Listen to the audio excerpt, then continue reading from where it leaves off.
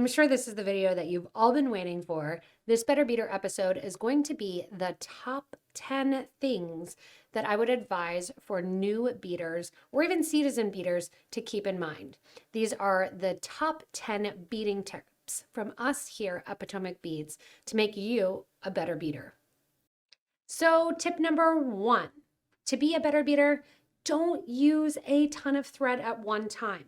Think about your thread and your needle and how many times that thread needs to go through the project. If I'm starting off with an arm's length span, so usually 5 feet is going to be the max of thread that I'm using, that 5 feet of thread has to get dragged through every single bead that you are going through until you get to the end of that 5 feet of thread.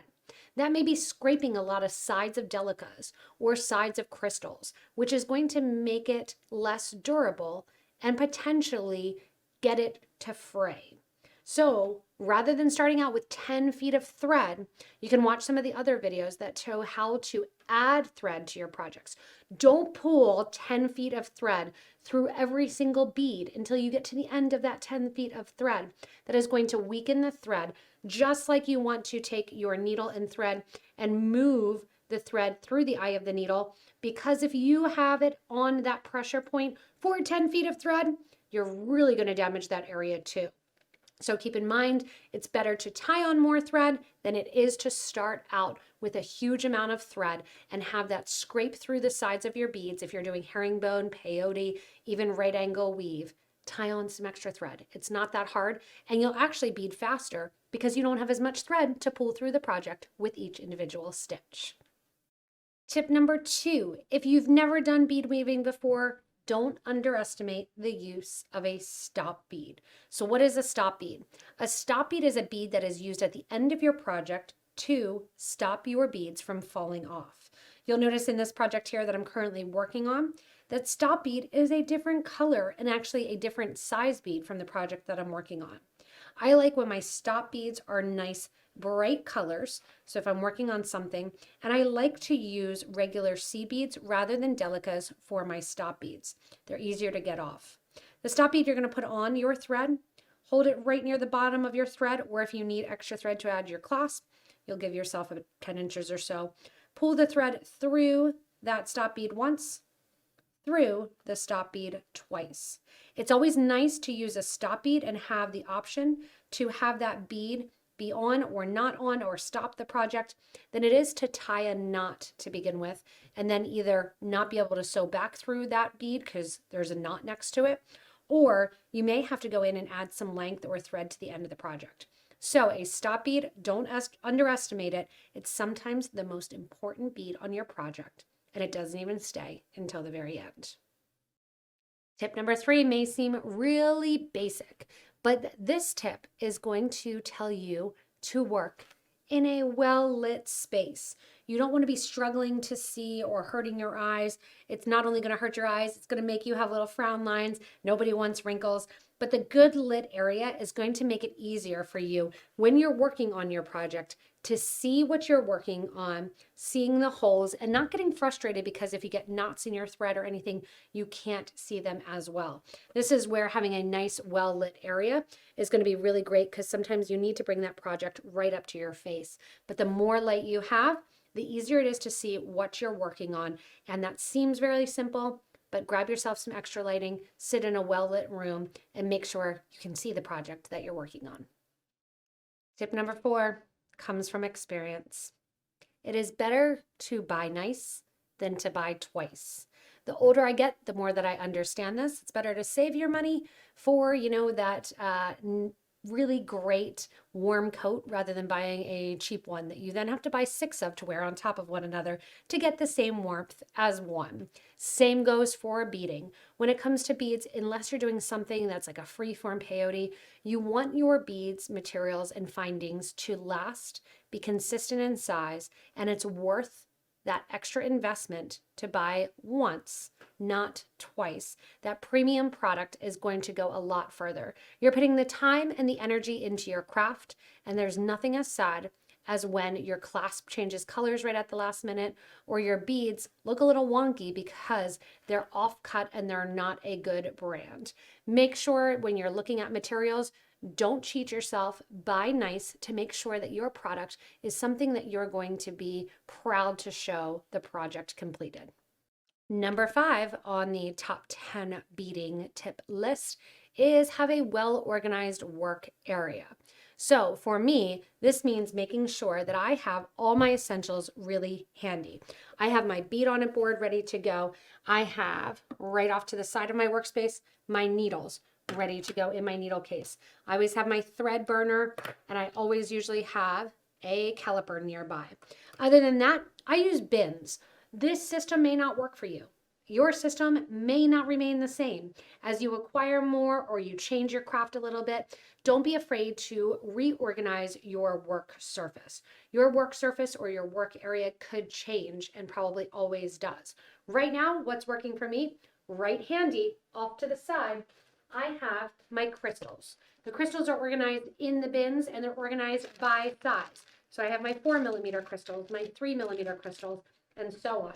I also have my organizer boxes and my little plastic containers that stack with different beads in them, ready to go and organized in that style.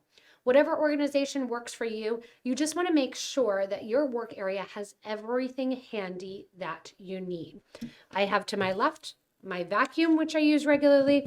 I have to my right my thread and my little thread bobbins. So I have my thread, my needle, my bead on it board, my vacuum, and then all of my beads separated by size, and they're in containers that I can easily go into and grab. When I travel, then I have a little bit of a different method. When I travel, I actually take one of our bead boxes. I put everything that I want to work on in my bead box, ready to go. I have my tool set then that I can carry as well. Stack these two things with my bead on it board on top, and I am ready to go. So even if your place is not always the same and you're mobile, what's your to-go kit? Have that planned, ready to go. And if your tools are accessible, your wire and thread is accessible, it's going to make you a lot less stressed when you sit down and get that creative inspiration. Number 6, don't get discouraged. You know crawl stitch? You've been working on it for a while. It's still not quite there yet. Don't worry. Eventually, you'll have that day where it clicks. Not always do I sit down and inspiration flows really easily. I would say go back to a different style or a different stitch. Work out in your head the logic. The other thing is to have a nice pen and paper handy that you can write down and look at and draw the designs in your mind. Do not get discouraged if you are not getting a stitch, if you're not able to get the eye pin quite straight, if you are not able to pull the thread tension correct. Just like anything, it takes a little bit of time and a little practice to get better at things. We didn't learn to sprint right off the bat. We had to learn how to lift our heads, how to lift our stomachs, how to roll over, how to crawl and sit, and then stand and walk before we learned to run. Same thing with many items in life, but beading is no different. Some people may get it naturally faster, but others it takes a little bit of time.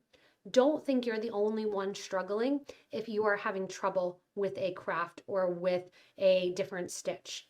Go to our beading group for beading and jewelry making and ask for more information, or connect with us here at PotomacBeads, comment below and tell us what videos you really need help with, and we're always happy to help. When your frame of mind is not in it, that you are going to conquer it, that you are not going to have those mistakes, I take a deep breath and I walk away. When you come back to the project and you come back to the design, that little refreshing break often will make the difference between whether or not you understand something or whether or not you're struggling. Take the breaks, don't be discouraged, keep at it, and realize that there's building blocks in order to learn and to grow at this craft. Next up, number 7. Number 7 seems like common sense, but just like you want to get good materials, you also want to get good tools. That's from everything from your pliers round nose pliers, nylon jaw pliers, to the types of needles that you're using, to the type of thread that you may be working with, or even your bead on a board surface. Good tools will make it so that you're not frustrated and that you go at your learning skills, like we just talked about, with your best chance for success. If you know that you're going to be transporting your projects from one place to another very often, you will want a bead on it board. If you know that the inside of the tool that you got from the garden that you've been using to make your jewelry has little ridges in the interior of the chain nose or needle nose pliers, don't use it. Just specific to jewelry making pliers are going to make sure that you don't scratch up your crystals, your metal that you're working on. Flat interior rather than the ridged interior when it comes to the chain nose or needle nose pliers. Super important. Make sure you have the right tools for the job. Also, these tools are not made to make loops. There's a whole nother tool that you probably don't have in your toolbox at home if you haven't done this before, called a round nose pliers. The round nose pliers has round jaws. It's used to make round loops.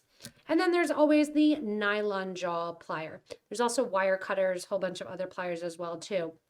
But the nylon jaws are a great little investment of a tool because they have nylon on the interior and won't scratch up your projects. These are really great if you do wire working. They help to pull the wire through without damaging it and making that quality product better. You also want to invest in some needles for threading and for bead weaving, because if you have needles that constantly break all the time, how annoying is that going to be? Lastly, when you're researching and you're trying to get some materials, whether or not you're looking for a beading thread or cable stringing or beading wire, make sure that you're getting a quality brand that is, again, going to lead to that quality project as well. So don't underestimate the tools of the trades. Make sure you put batteries in your thread burner. Most of you that know me, that's a little inside joke. I always have dead thread burners. Batteries in your thread burner. You want something to measure with. You want good tools. It goes along with a good lighting as well too, and good surfaces to work on. Number 8, you want to make sure that your space is really comfortable. So we've gone over this a little bit with what your work area is going to do, but invest in some good materials like a bead on it board, like a nice chair to sit in, even a foot prop if that helps to bring up the elevation. Sometimes I'll even take a Tupperware container, sit it underneath my bead on it board to raise it a little bit higher. That comfortable workspace will allow you to make sure that you're not getting pains in your shoulders or in your back or in your neck as you're looking down. So comfort is key when you want to keep doing your craft. Take some breaks and make sure to exercise your fingers, exercise your neck, pull your shoulders back and look up. That comfortable workspace, doing a little bit of stretching as well, is going to help you a lot to keep going with the craft and to enjoy it more because you're going to be more comfortable. Number 9, again, may seem really basic, but you want your beading area to be comfortable. If you're constantly hunched over beading, stick a box underneath it, make it more comfortable so you're back and you can enjoy more space. I did a batter beater once on going back and kind of stretching and arching your back and rolling your shoulders. Just like you want your body to be comfortable, you want your eyes and your mind to be comfortable. Don't sit in the corner of the garage somewhere where there's tools all around you, it's chaos, and you just have your little beading space. If that's the only space that you have to make work, think about putting up some blinders or something that you're not surrounded by that mess, that you have the organized area and that the inspiration can flow. A nice organized area that is comfortable. If your back is bothering you, you're not going to want to bead. I actually prefer to bead standing up, just like I'm doing now. So I have on the table an actual little rise that I sit and that I stand at. When I need to sit down, I make sure that I have a nice comfortable chair that I'm going to be sitting at. If I know that I'm going to be beading on a comfy chair where I don't have a table right there, then again, I have my surface like a bead on a board that you'll be able to pull right up to you that is going to make it comfortable for you to beading. So you get your lighting, that's great, you get your space organized, and you make sure that you have a comfortable area, workspace, cushioned padding, area to sit in or to stand on that is going to be nice, organized, well lit, and have all those tools right near you. And our 10th and final tip for a great ideas to help make you a better beader is just like your space you want to keep organized, you also want to keep handy things that may help. So for me, that is going to be a book where I can draw a lot of my ideas down. And I can have all of my ideas down here and I can draw it down so I have that pen and paper ready to go. In addition to that, you may want reference guides, like something that came in your mailbox, possibly. You might want those reference guides that have the how to do a head pin, how to do loops. We have postcards with some of those. You might want to keep your patterns handy and nearby. So if you have a pattern ready to go that you constantly reference on how to make those turning ear wires, have that ready to go. You can even laminate it and put it right at your workspace, almost like little index cards that are quick start items that you have ready to go. So keep your reference guides very close. It's one of the reasons that I said I keep a caliper right handy, whether or not you're doing this one. Look, I've got multiples. Or you want to do the actual digital caliper as well. Calipers are handy. Thread gauges are handy. Your patterns are handy. A book to write in. A ruler, so if you want a ruler handy, my ruler's off here somewhere, the ruler handy as well. These are all going to be easy reference tools that you're going to constantly go in and access, even one of those big bead mat, non-slip bead mats with the rulers on it. The reference guides help because you may be reading something or looking at something and not remember how to do it. If you have the reference right there, you don't have to worry about it. Another reference that you can have ready to go is something like a computer that you may be watching this on, a phone, or even your iPad. And that having a stand for it, just like I have kind of the phone stand here, if you want to look at it and you want to reference it, that's great for those quick access to those reference guides as well. There are so many more beading tips that I would love for you guys to participate in this as well. These were just 10 kind of the basic tips that you may not think about because you're thinking about your stitches or your projects or what size crystals. But these basic things will help go a long way. Comment below the video and give your top tips as well. I would love to compile these into a huge list and then pass it out to all of our community members. As always, don't forget to hit that subscribe button so you don't miss anything from us here at Potomac Beads. Thanks so much for watching my top 10 beading tips, and I look forward to seeing all of your contributions below.